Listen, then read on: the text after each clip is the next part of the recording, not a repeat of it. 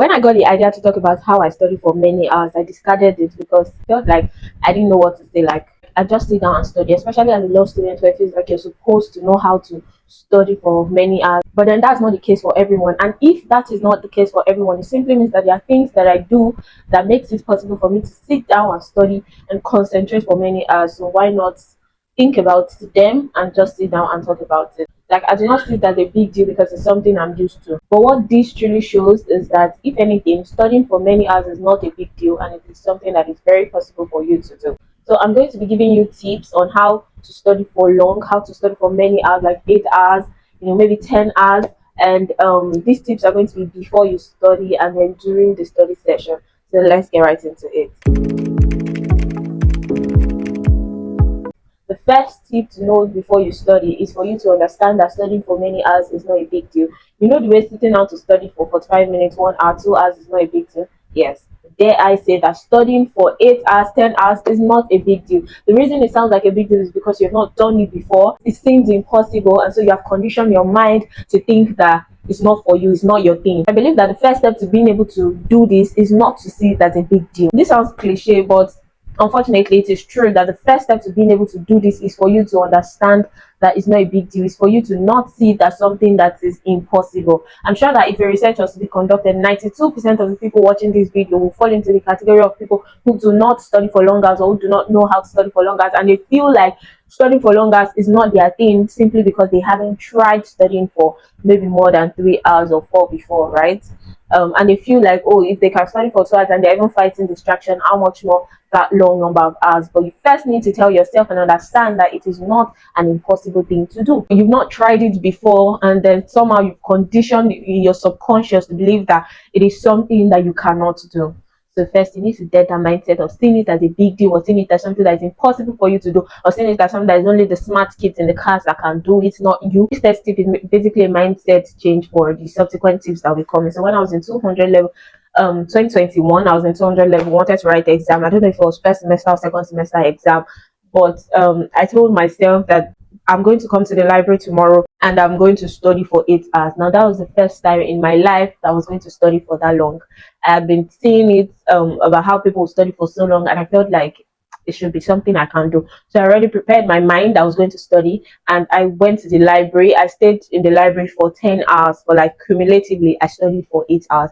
I was so excited with myself that I had to text my daddy. Oh, daddy, can you believe I just studied for 8 hours? My dad was like, wow, well done. I eventually studied for 8 hours with just 1 hour break. I think first 30-minute break after maybe 2 hours or something was to eat. Then another 30 minutes break was to, I think, press my phone. But cumulatively, I was able to study for 8 hours and just spend 1 hour on break. So if I could do that even as a 200 level student, I'm sure it is not something that you cannot do no matter the level that you are, even if you're in 100 level. And since then, it was no longer a biggie. Now, this is not to say that every time I want to study, I study for 8 hours, or every day I study for 8 hours, or every week. But it simply means that when I decide to do it, it is something that I can commit to and actually get it done. How did I do this? How was I able to admit the possibility of this and give it a trial with an open mind? Tip number 2. Before I move to tip number 2, let me quickly say that this video is going to be very helpful to some people. It's going to change their academic game for the better, and some people are going to watch this video and it's not going to change anything. Why? Because they still will not decide to try these tips out. They're just going to watch this video and then move on to the next video. They have still refused to believe that it is something they can do and take it with an open mind, even if they have tried doing it before and it was a fail. Number 2 is to start your day early. Early doesn't mean waking up like 4 a.m., 5 a.m., 6. It simply means that waking up earlier than you wake up normally. So if you would wake up like say 9 a.m., 8 a.m., you might want to wake up like 1 hour before. You know I'm talking about, before you actually do the study. So you need to have told yourself that you're going to study for maybe 8 hours or 10 hours the next day. You need to have prepared your mind for it. So you need to wake up early that day, take your bath, brush your teeth. Now, that's not the morning for you to start doing all the laundry and mopping your room. Like, it's okay to arrange your space. Yeah, good space helps study, psychology stuff.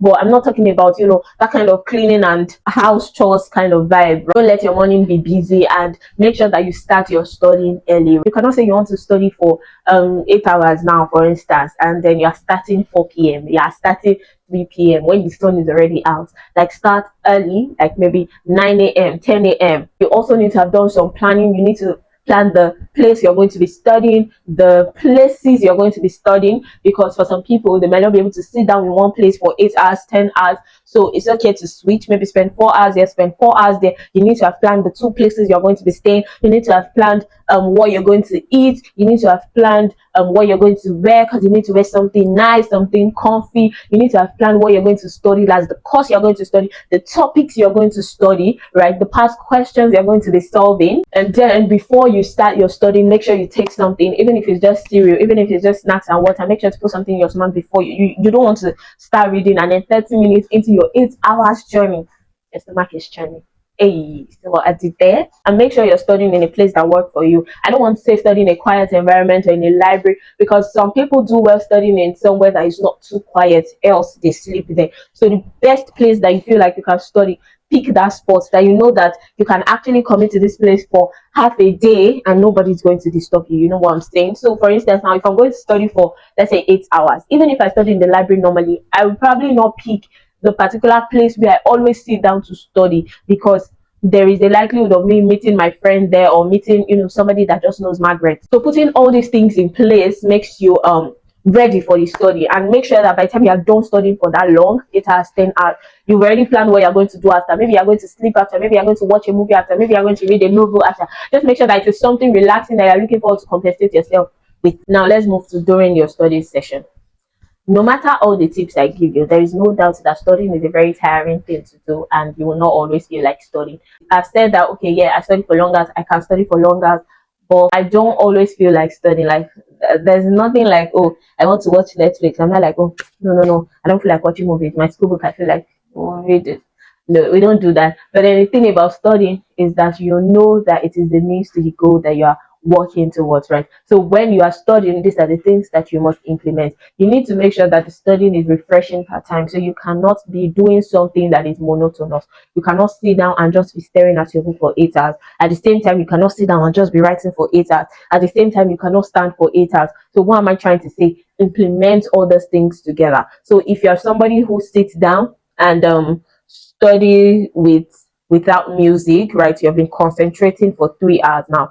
3 hours into your study session, let's believe you are beginning to get tired, right? So how about plugging your ears with music? I know it might be slower, but at least you're still studying. Let's say you don't want your studying to be slower, you want it to still be moving, at the pace is moving. You can stand up, walk about, do that for 30 to 45 minutes while you're still studying. You can give yourself a test. You've been studying for the past 4 hours. Okay, let's see what you've been studying. You can decide to solve past papers on the topic or topics that you've been studying. You can implement other study methods. Now, I made a video here where I spoke about how to handle situations whereby the number of hours you spent studying is never equivalent to what you actually study. Now, you might want to watch that video so that you can implement those tips when you get to the point that you are beginning to feel like what you're doing is monotonous, hence getting tired. So you might start feeling sleepy, and then all of those stuff. Now it's okay, completely okay, to take breaks in the middle of this study session. There is no award for somebody who studies for 8 hours, 10 hours without taking any break.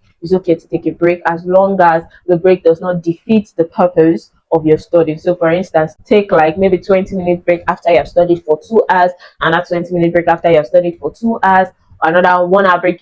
Just break the breaks as long as the break is not long enough for you not to return to the studying. You get what I'm saying? So say for instance, when you take like 1 hour or 2 hours break, it is possible that after the end of the 2 hours you might feel reluctant to come back into your reading because you have spent a lot of time not studying anymore. Do you get what I'm trying to say? I also spoke about changing environments. Maybe you were reading in a classroom, you can move to a library. If you're reading in a library, you can move to a common room. If you're reading in a particular place, you can move to a cafe. That kind of stuff. Now, there is no hard and fast rule to changing your environment, because when I said that I did my first 8 hour study in 2021, I sat down in the law library from morning till night. I did not move my location. I don't think I stood at maybe just 2 minutes stretching your leg kind of stuff for blood to flow. There's no hard and fast rule to this. If you feel like you need to change your environment, by all means do. If you feel like you don't need to change your environment, it's okay. I'm not giving you this is what you must do, this is what you must not do, because you are the one doing the studying, and at the end of the day you must adapt something that is going to work for you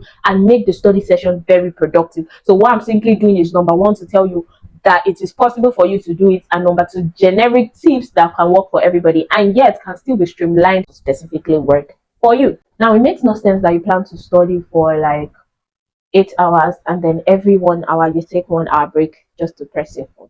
What's the point? You are not, there's no way you're even going to study for as long as say 8 hours. So if you're taking 1 hour every 1 hour break, that's just barely 16 hours. That is not possible. So it's going to be a total fail. So you want to make sure that you're not distracted with your phone. Turn it off, put it on flight mode, put it on DND. You use focus, apps that lock your phone and don't allow you to do anything on it, not even social media. Just how to avoid being distracted, so make sure to check it out here. These tips work for me. I'm not about to sit in front of camera and tell you tips that I do not know about experientially speaking. So make sure to try them with what? An open mind. If they still didn't work, it's okay, you're not abnormal. What worked for A may not work for B. So just find what works for you and maybe just stick to your sitting down for short hours to study, because hey, at the end of the day, what matters is what you do well academically. Nobody cares how long you study. What they care about is your results. So let me know in the comment section if you're going to be trying these tips and how it went or how it is going. And if you feel like they sound like basic tips, like you're not sure they are going to work, how about just trying it out and then trying it out again and then trying it out again and then trying it out again. Make sure to like, share, comment, subscribe, and I'll see you in my next video. Bye.